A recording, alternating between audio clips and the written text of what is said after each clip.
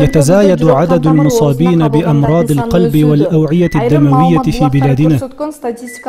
تعلن البيانات الإحصائية السنوية أنه 48% من حالات وفيات المرض هم الذين كانوا يعانون من أمراض القلب والأوعية الدموية. حقيقة أن أمراض القلب والأوعية الدموية مشكلة طبية خطيرة جدا، وهي ليست منتشرة في بلادنا فقط، وإنما تنتشر في كل العالم. وفقا لإحصاءات منظمة الصحة العالمية، أن أكثر المرض انتشارا في العالم هو مرض القلب والأوعية الدموية، ثم تأتي أمراض السرطان.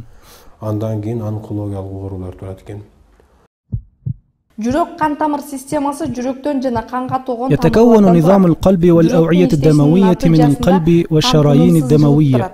يعمل القلب مستمرا ويحمل الأكسجين والمواد الغذائية إلى كل الجسم، كما يخرج من الجسد بثاني أكسيد الكربون.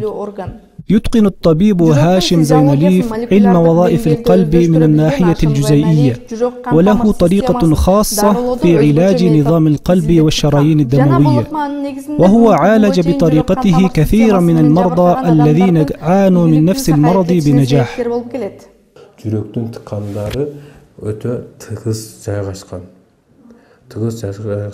تقع خلايا القلب قريبة جدا من بعضها، وهناك مواد خاصة توصل الغذاء إلى خلايا القلب، وعندما تنقص تلك المواد ينشأ مرض فقر الدم الموضعي للقلب.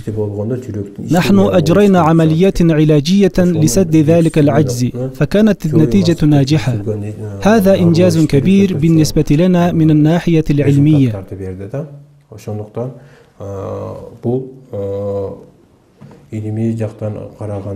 بطريقة الدكتور هاشم ليست هناك حاجة لزرع القلب، وقد يعتبر علاجه لصمامات القلب بدقة نجاحا كبيرا أيضا. لو يطبق الطب طريقتنا فلا ضرورة لاستخدام المسبار الطبي ولا إلى عملية جراحية لإزالة تصلب الشرايين الذي لا يتم الآن إلا بالعملية الجراحية فقط. ولنا إنجاز كبير في إعادة صمامات القلب إلى وضعها السابق بعد أن تتشقق، كما تعافى حوالي 15 مريضا عندنا من نفس المشكلة.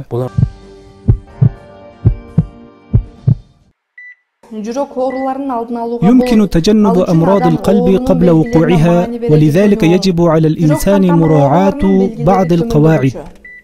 هناك علامات لبدايات مرض القلب، وفي المرحلة المتوسطة والمتطورة أي الأخيرة. أول علامة عند حدوث فقر الدم الموضعي، يبدأ ألم القلب لثواني وينتهي كما في ألم الجلد عند وخزة الإبرة فيه، وهذه أول علامة لمرض القلب، يعني يوجد مشكلة في عضلات القلب. في المرحلة المتوسطة أن الإنسان يشعر بالتعب المستمر بعد عمل بسيط، كما لو استيقظ من النوم فلا يستطيع أن ينام إلا بعد ساعة أو ساعتين، أي يفسد نظام نومه.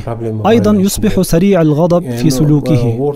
نحن مستمرون في دواء المرض وجئنا بطريقة جديدة.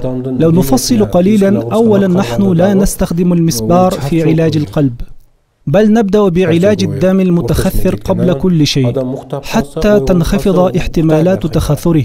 ثانيا نعمل على تصفية الدم، ولنا طريقة خاصة فيها أيضا. ثالثا بعد علاج تخثر الدم وتصفيته نعالج القلب بأدوية مؤثرة ومقوية. نحمد الله على نعمه، لم يرجع أحد من المرضى الذين تم شفاؤهم عندنا، بل يعيشون حياة سليمة بالعافية وبدون تناول الأدوية لعلاج القلب.